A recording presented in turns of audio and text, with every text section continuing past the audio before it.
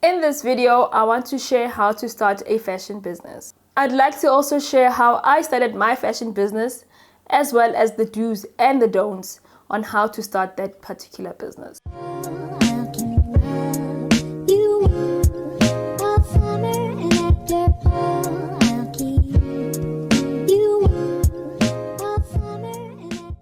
When I started my business, there are things that I wish I knew, and I would like to just share some of those things. So once you have established that you want to start a fashion business, the most important thing is that you need to put funds in order for you to be able to gather your own equipment. If you're not able to put equipment together, like your machines, your irons, your overlockers, and sometimes you don't even have to start with your industrial equipment. You can start with the domestic ones, but obviously most people prefer the industrials. If you don't have funds to put together those type of equipment, then it's always best for you to test the market. And when you test the market, you import some clothing or you buy some clothing and you resell those clothing. I mean, there's businesses now where people sell t-shirts, skirts, jeans, whatever it is that they're selling, and then you put on they make them for you, and they're able to put on your brand on those type of items.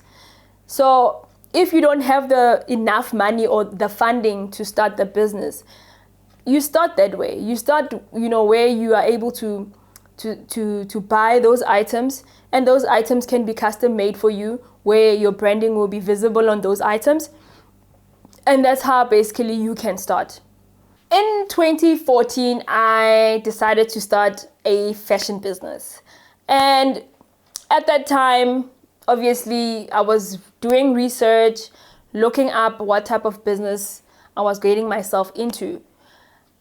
But the most important thing that I wanted to achieve was to have a store. So I opened up a store and basically did a fashion line. And at that time, the most important things that, were in my head was how I'm going to sustain the shop and how I'm going to restructure the shop or how I'm going to put together the shop. Not knowing that, number one, you need to have stock for the shop. Then I decided that I'm going to then get some stock, or I'm going to produce the clothing. And I decided then that I'm going to produce the clothing with a CMT. If you don't know what a CMT is, it's a cut, make, and trim company. And I decided to do that with them. And at that time, putting together the clothing was merely me saying, I want a dress like this, and a top like that, and a skirt like this. But it was not a cohesive fashion line. Fast forward later, what I feel I could have done at that time was to make a cohesive fashion line in order for me to be able to have, what do they call it? A uniform look for T Classic. So I would take a formal dress there, a traditional dress there, a formal skirt, a funky skirt, a casual top, but it was not a cohesive collection. So that's one of the mistakes that I feel I could have done better, or I could have researched more on it.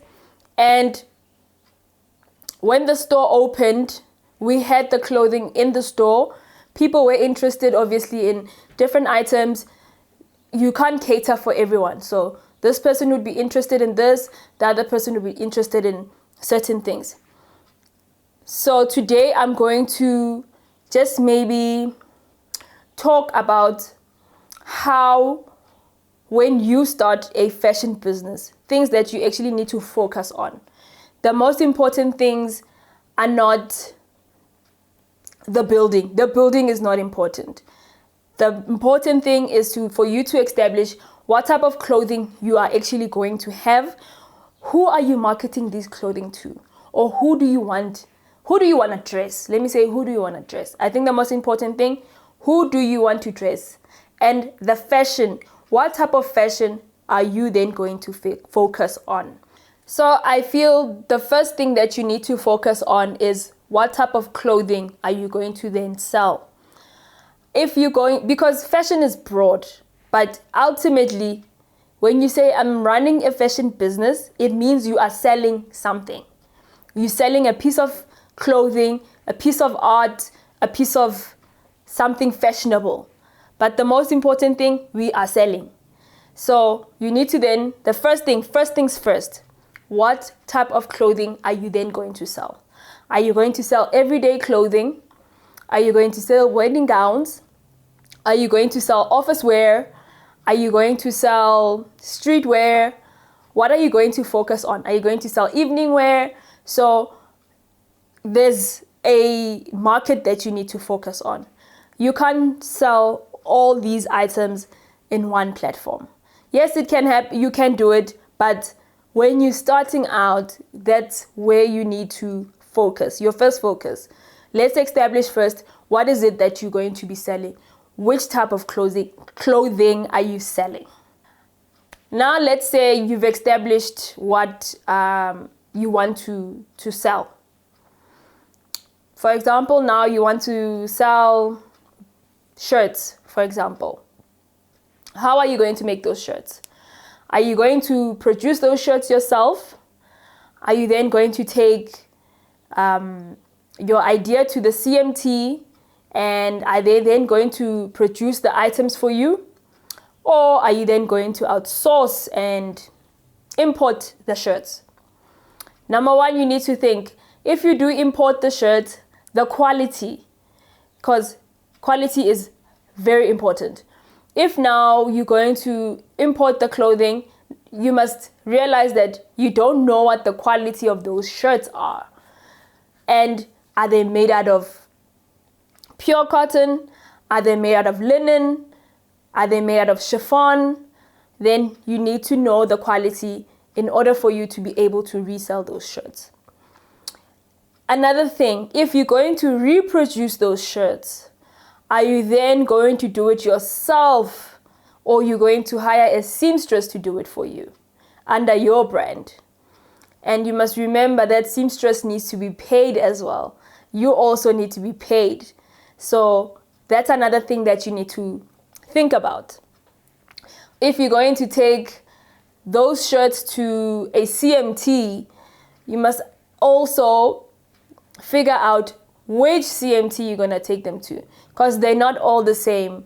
Some CMTs just produce whatever they produce.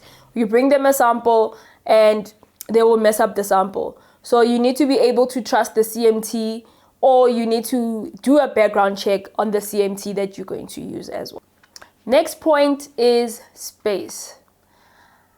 Are you then going to sell your fashion clothing or your shirts, like I said in the previous example? Are you then going to sell them online? Are you going to open a store? Or are you going to have a small studio where you're going to be selling those shirts? You need to remember, if you're going to open a store, then it needs to be a line. Well, I think personally, if you're going to sell in a store, you need more than one thing. Because once someone has stepped into the store, they need to be able to look at a fashion line. So you can't just have random items sitting on rails that are not cohesive.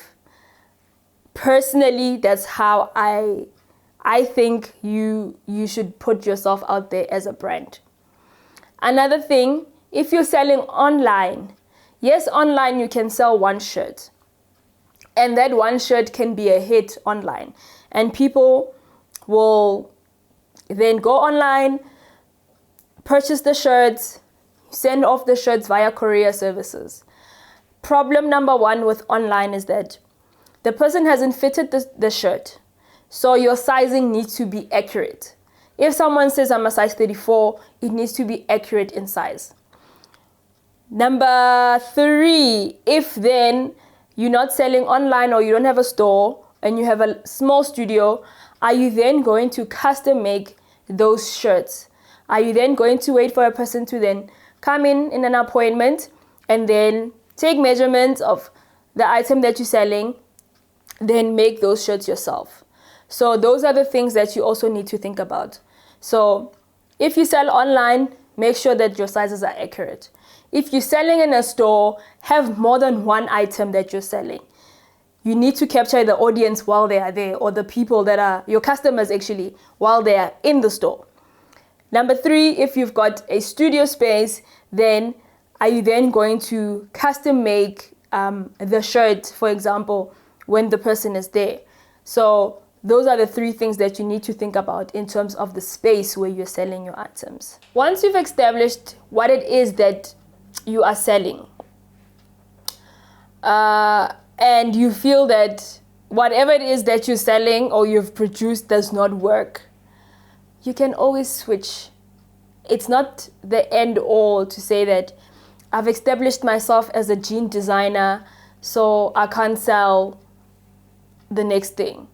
If the jeans are not moving and you can't sell the jeans, you're allowed to switch up your business.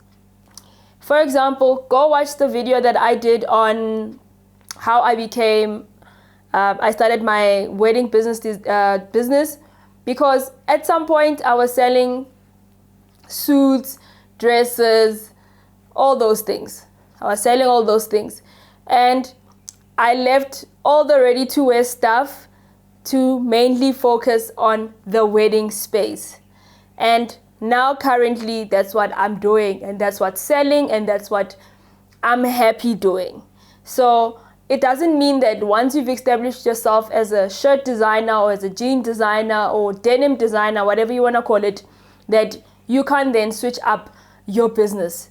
If something does not work, you need to then work at it. If it still doesn't work, then you need to switch it up and try something new within the business, within the fashion space as well. Let's recap on all the points that I've mentioned in this video. So you've started your fashion line. You have funding, or you got funding to start. You have established what type of clothing you're going to sell, the space that you're going to sell those items in, as well as switching it up. If things don't work, you need to switch them up. So those are the most important points that you need to focus on when you are starting your fashion line.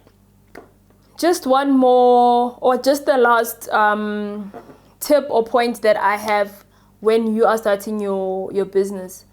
Just make sure that the fabrics that you are buying or the fabrics that you are using for the garments that you are making are the right garments for those type of clothing. Test the items, number one. Make samples as well of the items that you want to sell. Those are two important tips that I can give you.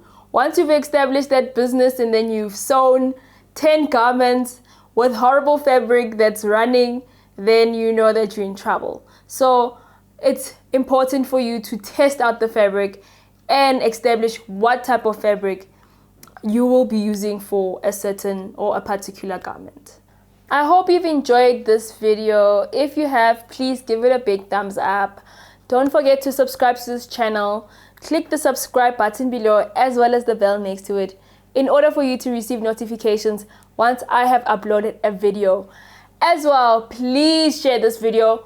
We might be helping someone out there who is looking to start their own fashion business. Thank you so much. Goodbye.